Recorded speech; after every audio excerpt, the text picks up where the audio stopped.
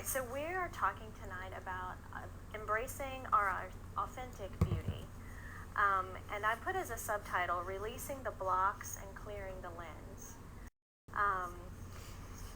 This is a graphic that refers to Carl Jung's analogy of the iceberg. I don't know if you all are familiar with that. What everyone sees is the tip of the iceberg. There's so much more to us that's under the water. It's under the water to us too. So a lot of the decisions that we make, a lot of our thought patterns come from this area under the water, the unconscious. The beauty about it too is that under that water, in the body of water, is our collective unconscious. So it's also what holds us together. Carl Jung said, unless you make the unconscious conscious, it will direct your life, and you will call it fate. So, at some point, the automatic patterns that we have and the thoughts that we have they start out being very helpful. They let us form who we are, who we're going to be in the world. It helps us relate to other people. You think about children growing up, you learn different patterns and different ways of relating to others, of seeing yourself. And these patterns are really helpful. They help us grow and learn and see what works and what doesn't. But as we reach higher levels of development and spiritual growth, these same patterns can hinder us from having a really deep connection and a lot of self-awareness. So this graphic is the cosmic egg as represented by Richard Rohr. And it shows this small area down here is where we start, and it's my story. It's all about me. It's how the world relates to me. And then as you go out, it's our story. It's all about us being part of a bigger group. It's where we really begin to not have our own intentions as our first mode of being. We begin to see that we're part of something bigger. And then the outer circle is really the highest level of spiritual growth, where it's about the story, the big story, the story about us all being one. And so I'm bringing this up tonight because one of the best tools that I know of helping us grow through these developmental and spiritual stages of growth is understanding these thought patterns that we have, these motivating factors, so that we can begin to become more aware of them and have a more conscious decision-making process. And the Enneagram is, I think, a wonderful, ancient understanding of these thought patterns and different motivators. We know we're not all the same, right? But hopefully we all have that same desire to grow in that same path. And the Enneagram can really help us realize the patterns that are doing things under the water level, unconsciously. So how many of you are aware or have some knowledge of the Enneagram? Have you taken workshops? So half and half maybe. So tonight what I'm going to do is give just a kind of a brief overview so that we'll move right into some spiritual practices that can help us kind of release some of those patterns. You don't have to know your type for, I think, hopefully, for these practices to be useful to you. So when we're young children, there are certain defense mechanisms that are effective that we employ, and they develop into recurring motivators and thought patterns. I think I've said this before, so they help us move from my story to our story to the story. The Enneagram points to these as 9 motivating points of view. And as you go into the Enneagram, hopefully get you're interested in it, you'll take a workshop with Judy Wilbrat and learn your type and start to understand the overlays, because we're not one type. We are the whole ball of wax. We operate from all different types, motivating factors and thought patterns. Darden gave me an analogy that I want to use that I really like. If you think of, you okay, Patsy? Okay. If you think of each of us as a ball, like a beach ball, or maybe even a soccer ball, and one side has a dent in it. Don't look at it as a defect, but it's a dent in the ball.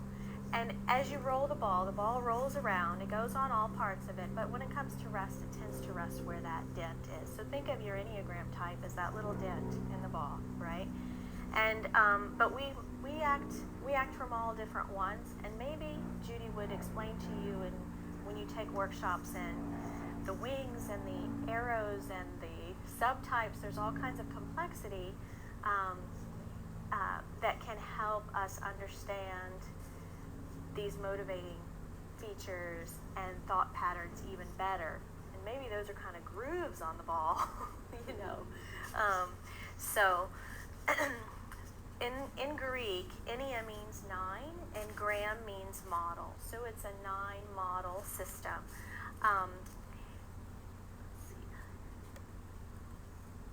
So I'm going to take you around this wheel of 9 different modes, and I had a little fun with this and used pictures of my family members and myself to try to depict these. And you'll see some repeats here, because we do act from different types all the time. So this is my daughter, and she's a good little soldier. She's doing things just the right way. There's one way to do it, so that's the perfectionist.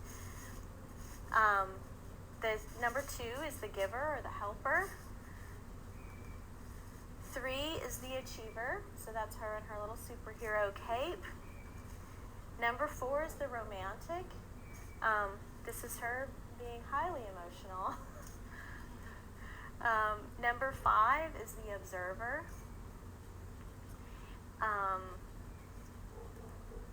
6 is the loyal skeptic. It's the motivator is really fear, so safety is really important to the number 6, the loyal skeptic, which is what I am. And I thank you for this opportunity to face my fears this evening. 7 is the adventurer. Always looking for something fun to do and looking for the good things in life, and doesn't want to miss out on any. 8 is the protector. And 9 is the mediator. Wants some real peace. So, our awareness of these tendencies and our practices can release the grasp that we have on these thoughts. And the grasp may be under the water. So that's the tricky part, right? How do we get to them? We all experience these at different points, regardless of which type is our root type or where our ball rests. So I brought up a few thoughts that I'm going to say, but I don't want you to think that all type 1s have this thought or all type 2 has this thought. I was trying to kind of represent a broad range that we might all have thought at one time or another. So the perfectionist would be there's one right way to do things. Number 2 is I help others that need my help. 3 is I'm at my best when others acknowledge my achievements and performances. Number 4 is something is missing, others have it and I don't. I need to find out what it is and how to get it. 5 is I need to be alone to preserve and restore my energy. Number 6, what is going to happen next and how can I get prepared for it? 7 is there's so many great opportunities, I don't want to miss any of them. 8 is life is unfair, I need to protect those that can't protect themselves. And 9, I avoid conflict and will adjust to keep from making any waves. Now, all of these are through my own lens, just so you know. because what I was trying to come up with were thoughts that I thought we might all have, so that when we go into the practice session, the ones that you might struggle more with, you can pick, and that's what we'll focus on when we do our practice. So the Enneagram teaches us that energy follows our attention. So we're giving our attention to the response we're having to these motivators and the thought patterns. So we tend to send that energy out to other places through the preoccupation we have with this kind of our habits and our motivators. We can choose to use practices that empower us to send the energy to new and different places. And that will help us expand and deepen our experiences. I've discovered some spiritual practices that I've learned through nonviolent communication practice, the Enneagram, meditation, mindfulness meditation, and some Zen practices and some Christian spirituality practices that I've kind of used to boil into some simple practices that we could do tonight. One of the things that I find most helpful is meditating at some amount of time during the day where you can pause and you can begin to empty your mind. So a Zen meditation kind of mind emptying practice. Have any of you done that or practiced that regularly, some form of meditation? Yeses and nos. So what I've found is that for me it does two different things. One, maybe three. One, it helps me let go of those thoughts that happen regularly that aren't serving me or maybe aren't serving me well enough anymore. It makes me aware of what those thoughts are, and somehow a lot of people think that you're going to get this great peaceful feeling while you're meditating, and that's why you do it. But that's not a benefit that I've seen, and for me it happens all the time you're not in meditation. So I have a 15-year-old, a 12-year-old, and a 4-year-old, and they know when I've meditated and when I haven't. Like they're the ones that know, because I'm able to find sometimes in those miraculous moments to find that pause that happens from stimulus, from something being like, maybe even fight, flight, or freeze kind of moments where I can be grounded enough and aware enough in my body to say, I need to take a breath before I respond. That happens on the days that I meditate.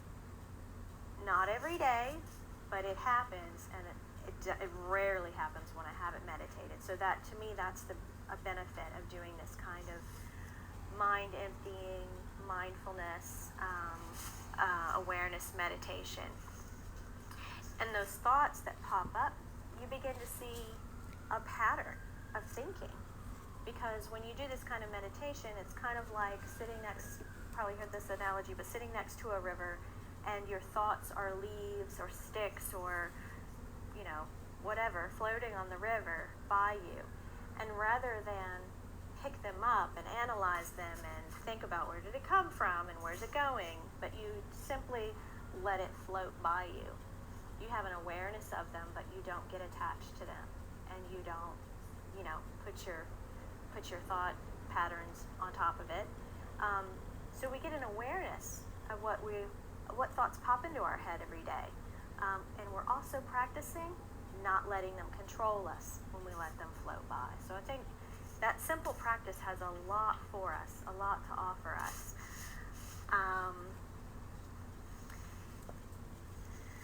So that is the first one, the pause practice of some sort.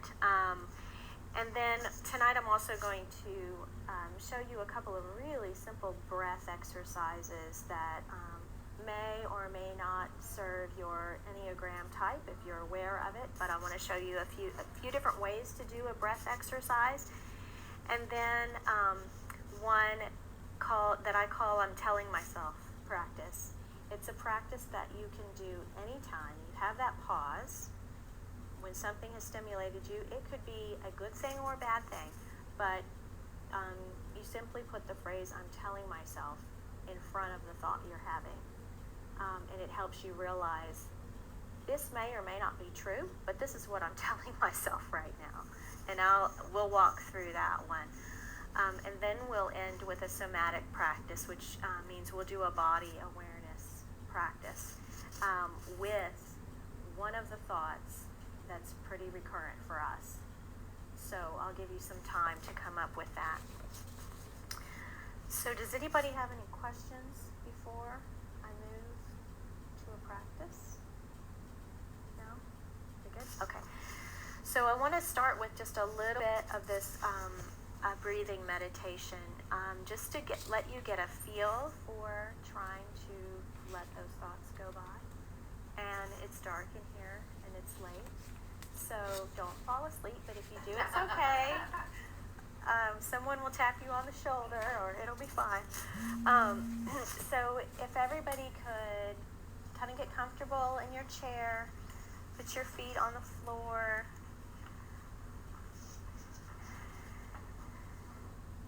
Try to find a position that'll be comfortable for just a couple minutes.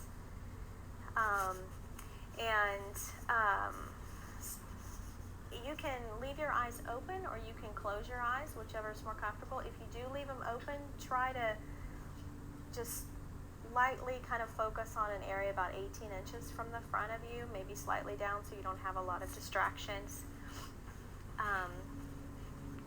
Start to take some slow, steady breaths to ground yourself. Notice your posture, if you need to sit up a little straighter or put your shoulders back in a comfortable position where the air can freely move in and out of your body without restrictions. Maybe think of a string pulling your head up to the ceiling only to the point where it still feels comfortable. So as you start to take a few slow, steady breaths, just focus on the air passing through your nose. Feel a cool sensation in your nostrils. Notice how your breath is moving your belly in and out. If your chest is moving up and down, try to move that movement to your stomach.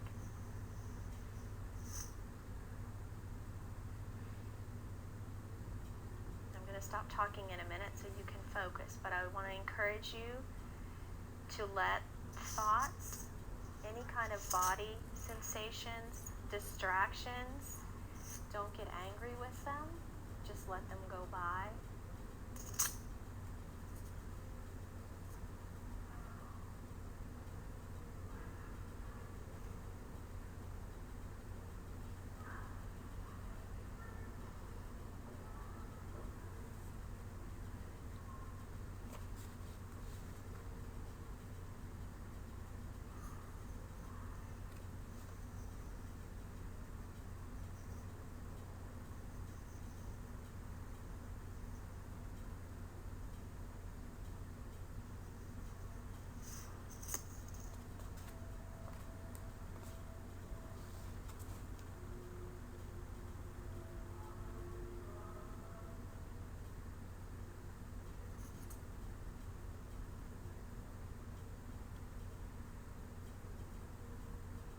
Slowly bring your attention back to the room.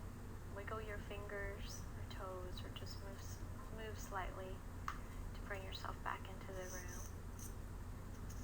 If anybody got to a really meditative space with the noise in the background, I want to talk to you later. Seemed like you did a good job of getting inside your body then. So did anybody notice any thoughts or recurring thoughts? You don't have to share them, but just did you notice that there were certain thoughts or a way of thinking that popped up during that?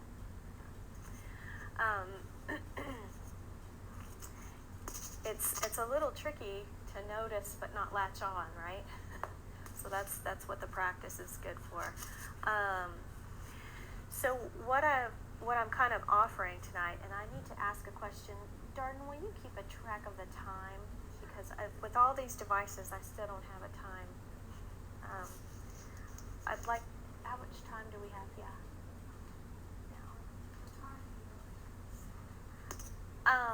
I'd like to stop about 8:15, but I have some practices that I want to make sure I get to. Okay, good. Okay, thanks. So there's 3 different ways to use the breath that I want to bring to. Actually, I just rearranged my slides today, which I'm realizing was probably not a good idea. Oh no, I did that already. Okay. Back here at this, at the Enneagram graphic, there are 3 different centers for these 9 different types. There's the head, the heart, and the gut, or the body. So what I've tried to do was, hopefully not making everybody dizzy, to focus on some different breath exercises that might speak to those 3 different types. So with the head type, which is the 5, the 6, and the 7, which if this means something to you, great, and if it doesn't, no big deal. For this one, I'm suggesting we focus on the breath, like we just did, but we bring in a mantra that is soothing to us. So, for instance, on the end breath, think of, this is one thing we learned from a book we're reading in a centering prayer group that we're in, is that by James Finley, he suggests that when we breathe air in, we think of sacred mystery, of the divine, of however you try to name this that can't be named, that you imagine being told I love you from that source. So you breathe that in, and then on the out breath, you breathe that back out as a message back out to all of us that are part of that thing I can't name. So let's practice that now for just a couple of minutes, a few breaths. So as you breathe in, receive this message from the source, I love you. And as you breathe out, send that message back out.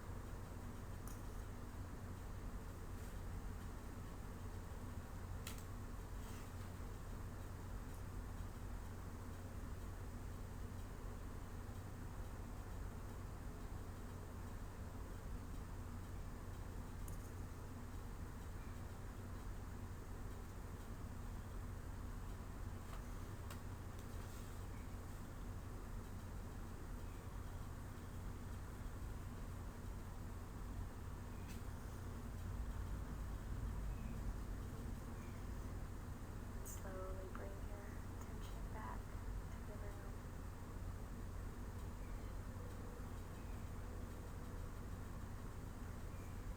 You might want to stay there all night. So the next one is for the heart types 2, 3, and 4. And for this one, I wanted to experience a gratitude practice, and this is gratitude of something that was not expected. So as you breathe in, really imagine receiving something that you weren't expecting. Receiving whatever it is, an action, an item. It could be a wave from a stranger. It could be a number of things. But imagine something being given to you that you weren't expecting. And then on the out breath, express that feeling of gratitude and joy for this surprise gift. So let's try that.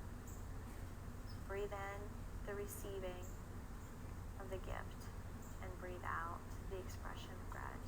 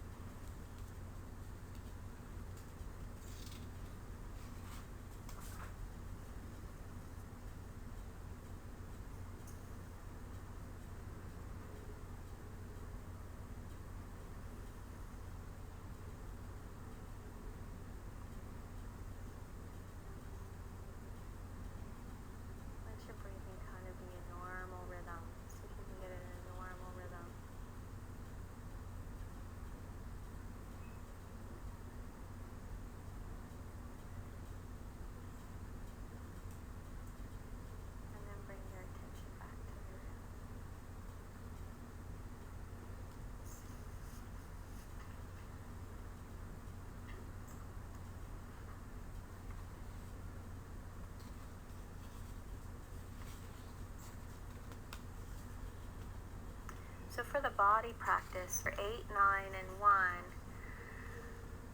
it's the same thing, a focus on the breath.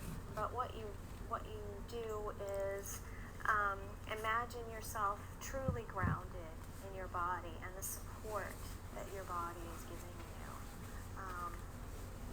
Think of, and I won't walk you through this because I think we've done enough breathing. I don't want to make anybody, they're breathing irregular for too long. So with this one, you really kind of scan your body and notice places where your body is supporting you, and notice places where your body's fully at rest and at ease. I think we kind of tend to take that for granted, that our bodies are giving us so much support, and it's important to really scan and almost do a gratitude practice for our body. And if you have an irritation, you may have something that's just not working real well for you. If you begin to focus on the areas in your body that are at ease, that are comfortable, and you send energy follows attention, you send your energy to that place, then you begin to feel a shift in ease and support in your body. So this is the one I really wanted to get to, and I'd like for us to kind of turn towards each other, break in little groups of 2 or 3, and try this one. I'm going to give you instructions first before you kind of move around or turn towards each other. I learned this in the practice of nonviolent communication as a spiritual practice using nonviolent communication. And part of that process of communicating talks about really reporting. It's used a lot in conflict resolution, but the step that I'm kind of drawing from, which Robert Gonzalez is the one teacher that I learned it from, is where we really just look at the moment, at the space that we're in, and report what's really going on, like a camera could report. That's hard for us. I mean, we live in a place where the news is so sensationalized, there's so many adjectives and adverbs used that we can get in conflict pretty easily if we start with those adjectives and argue over, well, is it really this way or that way? So this practice, this reporting like a camera, I think is the best analogy that I've heard. Is that, look at what's really going on right now. Well, that part of nonviolent communication is used internally for us to say, what am I really seeing right now? What's really happening? I'll give you an example. With my husband and I, if we get into an argument, it's rarely about the subject of the argument. It's the thoughts that are in my head that are fueling my fire. For instance, if our speaking styles are not similar, and I think I'm not being heard, I will react very differently than if I think he's hanging on my every word, right? And that'll be my own perception. So in this practice, what I can do, what we can do in the moment is say, I'm telling myself that he's not listening to me. It takes the charge out and allows us to take a giant step backwards and say, I'm telling myself this. It may or may not be true. He might actually be listening to me. How differently would I be responding right now if that's the truth, right? So this is a practice I wanted to bring in relation to the Enneagram, because I think regardless of what types we are, and regardless of those tapes that play in our heads or our motivating factors, we can begin to practice looking at, I'm not my thoughts and patterns. That's not who I am. And I can take the charge out of them very simply by adding, I'm telling myself, to the beginning of that thought. I'm a 6 on the Enneagram. My kids want to go out and ride their bikes in the neighborhood, and that scares me to death. It scares me to death. And my husband works late, and I want him to spend more time with the children. So when I'm off doing something like this, and he's at home with the kids, he wants to take them for a bike ride. I got some really mixed signals going on in my head, right? So I can take a step back and say, I'm telling myself somebody's going to get killed. I'm also telling myself that the kids need to spend time with their dad, and it's wonderful that he wants to go, Suddenly, I can make a different decision, and I can stop myself from getting in this cycle of, now I got to find something different for them to do. I want them to spend time with their dad, but I don't want them to go on a bike ride. And, I'm off, I'm way, I'm already in the emergency room, but I can take that control back and say to my husband, I love that you want to spend time with them. I love that they want to go out riding bikes. And I can begin to look at the specifics of what it is I'm concerned about. Okay, so if you stay within North Main and Airline, have a ball, great. If you get home before the sun comes down, great. We may even have different things that would come up because I'm open-minded at that point here. And he's not offended because, by the way, he's a type 1. And that means there's one right way to do everything. Riding your bike means you go to the park that's across North Main. But we're able, because we know this about each other, we're able to say, here are my concerns and what I'm looking for. Here's what I'm looking for. And I think this I'm telling myself is a real key to, in the moment, catching that before the train leaves the station. And like I said, my train leaves the station. But I find that meditation and on the days that I meditate, I'm able to find that little pause, that little thing that comes on that says, what are you telling yourself before I take off? Yeah. Is that always about the other person? No. Okay, so No. you can say, I'm telling myself I'm not lovable. Yes. I'm so glad you asked that question because I do that even more than I do the other. I mean, I want to do a whole nother talk, that's a word, nother. I want to do another talk just based on how we talk to ourselves.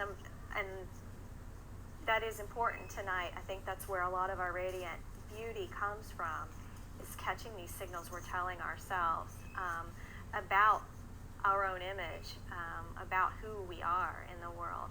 So thank you for shifting that.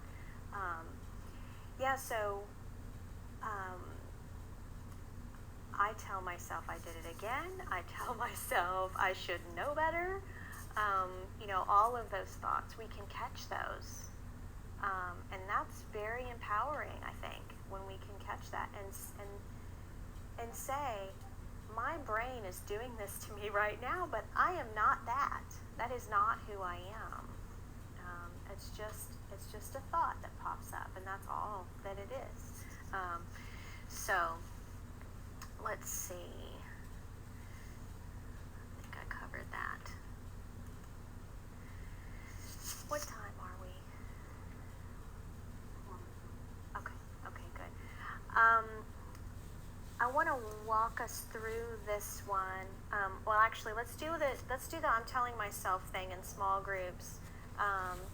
And if you feel comfortable, because I know a lot of you are just meeting for the first time, so, maybe pick something with not too big of a charge, because we might need more time for those, but something, a recurrent thought that might have a little irritation, a little charge to it, that you might kind of share with each other. And saying it out loud is so empowering. It's so empowering. So,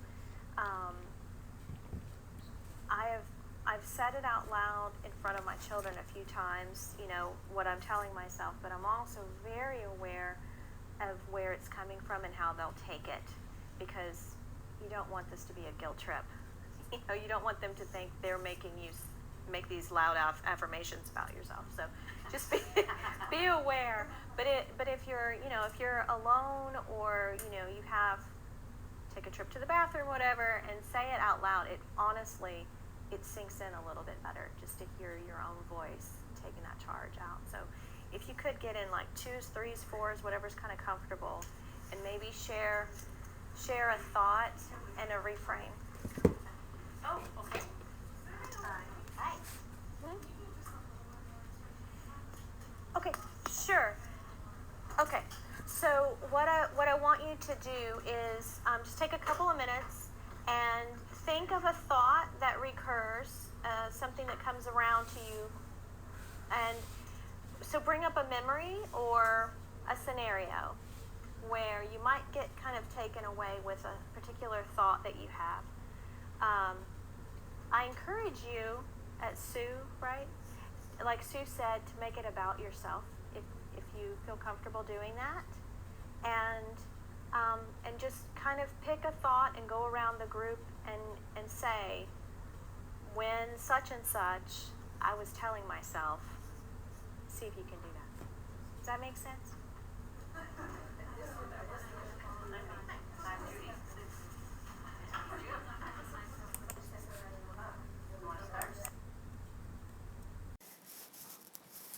All right, so the next practice that I wanted to just kind of briefly walk you through how it goes, and I'm going to walk you through it, and then after that we'll have a little, I want to get a little bit of feedback from you on these, but this one is a body practice for the I'm telling myself.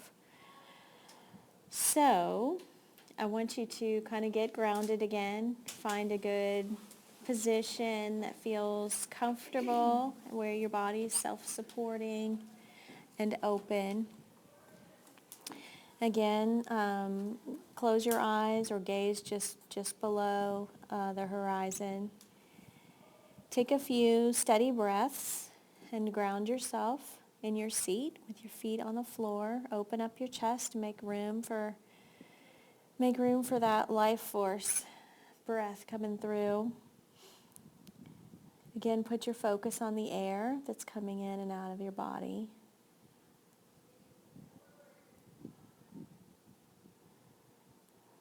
As you're starting to get into the rhythm of your breathing, I want you to bring to mind an automatic thought that you have. It could be the one you shared. It could be a different one. It could be one of those high charge ones I wouldn't let you talk about. But just bring in a thought that you've noticed comes to mind frequently. Something that gives you an uncomfortable sensation.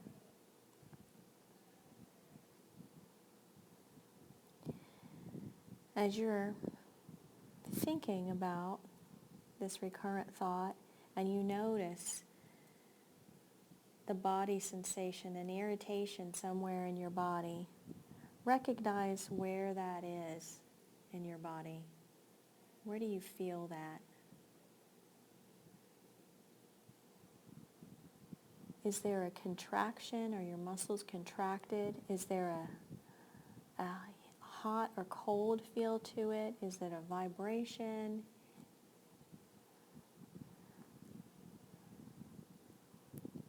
Get kind of aware of how it sits in your body and where it shows up.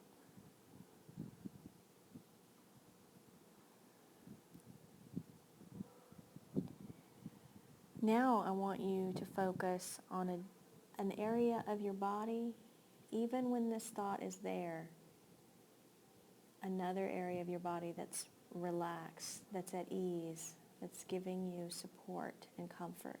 Find that spot in your body.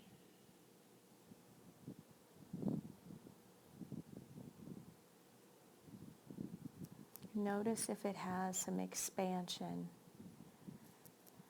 It's expanding, and yet it's still in your normal rhythm.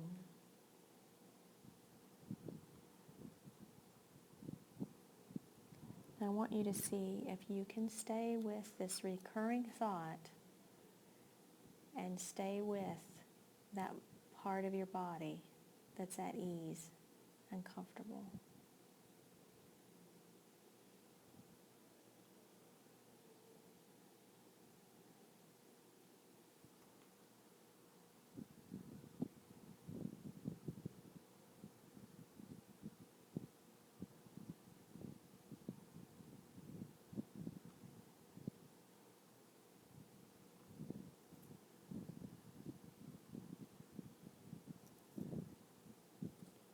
And staying with that ease and comfort and expansion.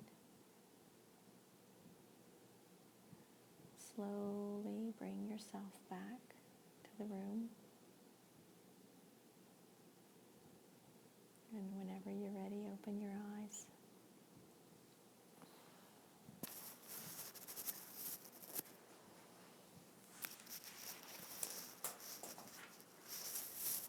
So when you're all the way back in the room, I'd like to hear about the practices that we've tried since we've been here. Were there any of these practices that you found difficult to do? Any that kind of seemed like such second nature? Or what was your resistance, or what felt more comfortable, or a good sensation that you weren't expecting? Does anybody want to share anything? We can start with the last practice we just did since it's fresh. Mm-hmm. I like the last one. My shoulders are really tightening up on me. It's kind of a chronic problem I have, and I really kind of felt things shift and kind of untense in my upper shoulders, which I appreciated that. Good. Thanks. And did you find any resistance to the practice itself? A lot of times my mind wanders, so I was constantly trying to kind of pull the focus back. That's always hard for me. No. I think a lot of people find that difficult. Thanks. Anybody else?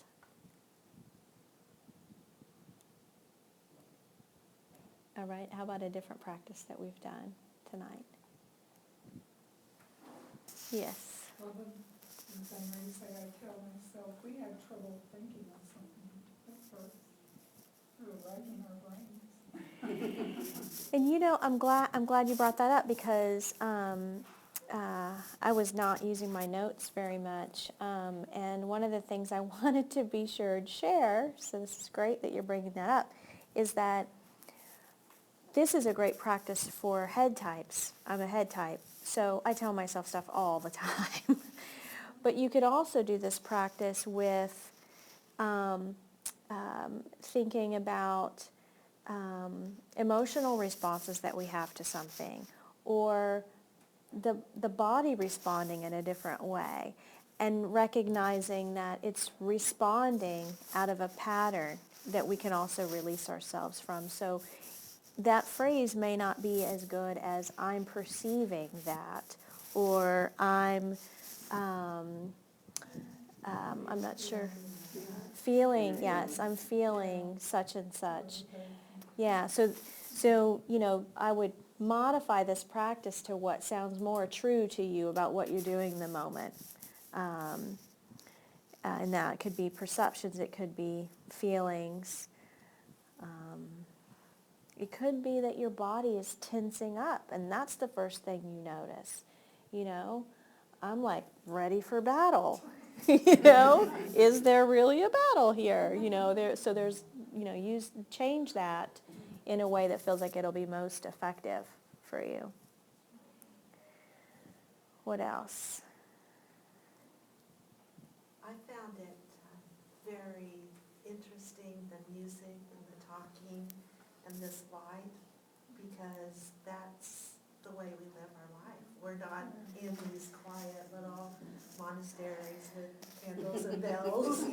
We're at work, we're in traffic, we're at home, we're you've got all this, so you can just breathe through it and use that as Yeah. ways to not, to focus on that. I don't, do you know what I mean? I do, Because I it's real do. life. And I keep saying, the more I get into spiritual practice, I think, oh, this is wonderful, and I can really do this, but I'm going to need an entourage, about 20 people, to take my kids to school, to do all these things, because we have, we're in the moment doing a lot. And, She can start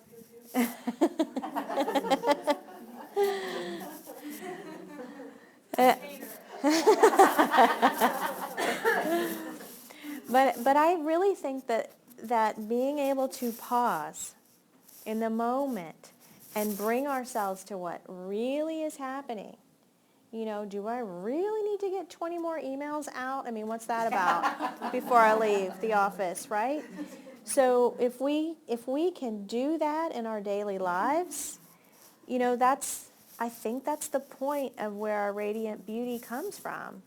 It's connecting. There is a life force, beautiful energy inside of us. And when we practice, we take some layers off of that and we become energy centers where it comes out from us, I don't think there's anything more beautiful than that. So yeah, that's our work, I think, is to not be this glorious ball of life force energy out in the mountains somewhere by ourselves, right? I mean, I'm really glad there are people that are doing that. I think that it's our challenge to do that wherever we go, and breaking down these things that keep us from being connected to that is the tough work we got to do when we're in the carpool lane and trying to leave the office and those things. I'd like to say something. Mm-hmm. And your body doesn't know the difference between simulated and faked laughter. I teach laughter yoga. I started Houston Laughter Yoga. And when you laugh and when you breathe, it relaxes your body. It relaxes it's incredible. Your mind does not know the difference between this faked and real breathing, because laughter is breathing. We need to let go of these things. And the breathing, there's many ways to do this breathing. By laughing, ha ha ha ha, you feel the release when you do it. If we laughed right now, we would feel incredibly amazing if you just laughed. And if you just take that and you breathe from your belly right here, the healing power of spiritual breathing is unrivaled. You do not have to be a monk. You do not have to be a priest. I'm telling you. You do not have to be. It's just the letting go and letting God to your higher power as an AA, these places. When you just let it go, your body physically relaxes, as well as acknowledging all your feelings, letting it go, getting it out, laughing and breathing. You will be okay. All is well. Just acknowledge your feelings and breathe. Breathe. Breathe with the red light. Breathe when you're in line shopping, waiting at CVS, etc. Breathing is that's what the spiritual masters from Jesus to Buddha, they're all talking about, is the breathing. Mm-hmm. Thank you. Oh, I'm happy. I love it. Yeah. Let's laugh more. Also breathing. Let's breathe. So, anybody else?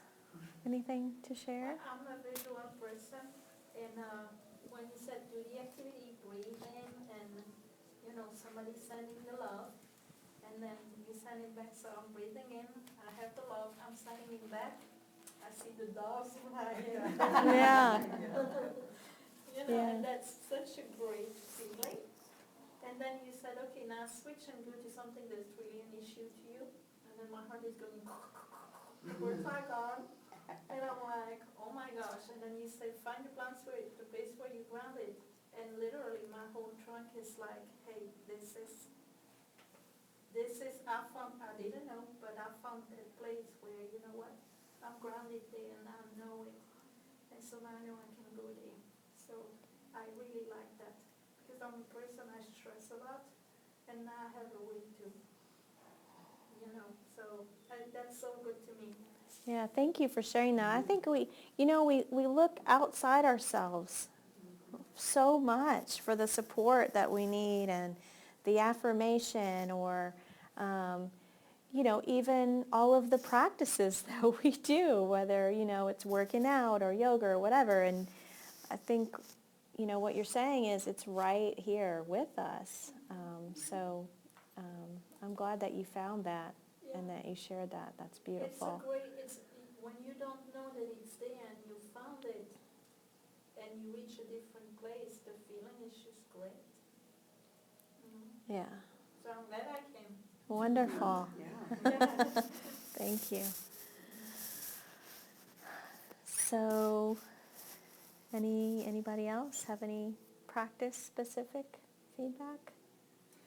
I love what you said about letting the thoughts go. That is so very important.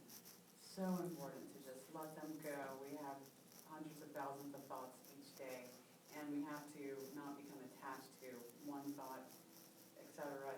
It's just keeping your mind, using the breath, using the breathing to breathe through those thoughts. Even if you have a very negative thought in your mind, you continue to breathe, and that's the beauty of the Zen practice. And the Zen mind that you're talking about, I love that. I've always loved that. And I hate to just keep saying our culture this and our culture that, but I'm telling myself it's a problem. But when we try to do Buddhist practices, we're so goal-oriented. We think we have to get to this state of not having any thoughts or we're failing at it, which is, that's not it. The idea is that we let the river keep flowing and we let the stuff go by us. It's not that we stop the river and there's nothing in it. That's not the point. Obviously, if we get to a place where we go to this place where there's no thoughts, I've had maybe a half a second. But it is glorious, but we can really stop ourselves from getting the real juice out of the practice by trying to control our thoughts, which we're thinking beings, We're not, we're setting ourselves up if we're attached to getting this blanked out state, then we're going to kind of miss the fun and the benefit of it. What else? Anything else? Does anybody feel more beautiful? I see a lot of beauty out here. I'm just wondering if you know that. Yeah, Laura. I just want to say that I have a victory, and I think it's great when we have victories, and I just want to say thank you all for being part of my victory, because so I'm a number 1, and if you haven't done any Enneagram workshops or classes, I do recommend it. I'm a big crazy personality test person. I love to know all kinds of personality things about myself. But she said number 1 is like to do things right. So I have a little bit of a psychosis. It's true. And so so I've taken this leap of faith and done this whole launch thing in my life now, and have to do this new job. And I don't know if y'all ever started anything new in your life, but when you do that, you want to do it right. Okay. So there's that. And so this whole 4 months this fall is this whole big test about, I don't know, letting go. And realizing that maybe not everything I do will be spot on perfect. And so when we were asked this question about, I'm telling myself, I was sitting there and I was thinking, wow, well, the real answer to that question is I really am telling myself it's going to be okay. It's just going to be okay. And I'm really proud of that, y'all, because you don't really know what large of a mountain that is unless you're number 1, and then you know. And so, I just want to say that it's a blessing to be here with y'all, because you're part of my victory. And this meaning is part of my victory. And so I hope this one, the sign is a blessing to you, but I also want you to know it's a blessing to me. And, that these thoughts I think we have are just, they are crazy, And I don't know if y'all do this, but I do. Like, I lay in my bed at night and I think all this crap. It's just not true. And it's ridiculous. And then I talk to my fiance about it and he looks at me like I'm crazy. And so, I think the more we speak this stuff and the more we recognize what is it I'm really telling myself, and the more that we have good friends that tell us that, this stuff is not really true, the more we can let it go, right? And we can actually be somewhat more sane human beings and lovable people to be around, right? So I want to thank y'all. I want to say that, I had a victory moment, and we'd love to hear about your victory moments, and I'd love to hear about your victory moments. And thank you for being here tonight, but thank you for leading us through this, and to the class, which is Yeah. Thanks. I think it's important. I am a huge fan, almost fanatic issues with Brene Brown's work. So, oh my goodness. I think it's really important for us to have circles of women, groups of women and men that honor who we are, that understand this process that we're going through, so that we can be supportive of each other. I mean, we're spiritual beings and we are not islands, and it's important, I think, for us to continue these conversations at this depth, so that we can support each other, and we can, radiate pockets of beauty that are overlapping and glorious community. So however that plays out for you, if it's coming to the rest of the series that Bridges Place is putting on, I have a email list I'm starting for talks and kind of gatherings that I want to do in the future, if you want to sign up for that. Judy has fabulous workshops to help you learn more about the Enneagram, learn more about yourselves. And also nonviolent communication. I can connect you with the nonviolent communication community in Houston. Nonviolent communication and the Enneagram, and the work of Dr. Bill Curley at St. Paul's, saved my marriage. Those three things, there's no doubt they saved my marriage. They really saved me too, and I won't go into that right now, but that's why I share these tools and want to share them with other people, because they've made the most important impact on my life. And so one other thing that kind of a little pop-up thought that came up while you were sharing is, I don't know if you're familiar with this practice that I think Dr. Curley at St. Paul's was the one that I first heard this from, was if you're wanting to do a more open-hearted kind of practice of really getting to God in a really deep way, if you put something that really kind of gets under your skin, or somebody or something you're really attached to, if you put an icon of that in between your cross or your icon, you're praying in your spot, and you put it between you and your symbol of God, you have to get through that to get to God. I'm wondering if we write down some of these statements we say to ourselves and we put them between us and our symbol of God, and we meditate on that, that might be another practice to take with you, to try. Or it may be this glorious victory that gets us to God. I'm a 6, so I'm always looking for worst case scenario, but there's beauty. It can also be fabulous. start. I wanted to point out that on the table over there, Judy Wilbrat has some business cards. This is Judy over here in the corner. So if you're interested in Enneagram classes, or if you want to know more about the Enneagram, you can get one of her cards and go to her website. And I also want to mention laughter yoga. It is the most amazing experience.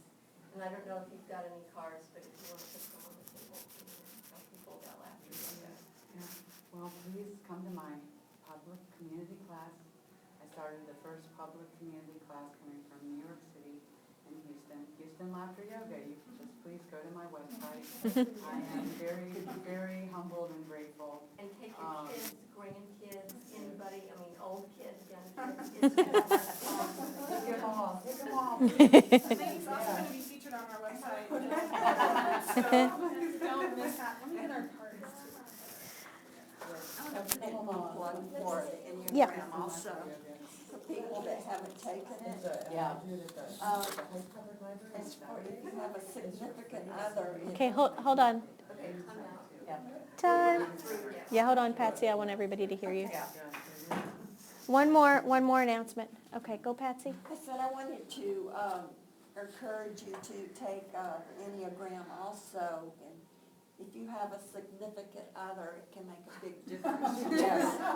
Between the two of you, especially if that other person takes the classes also. Yeah. You know, back to Exactly. crazy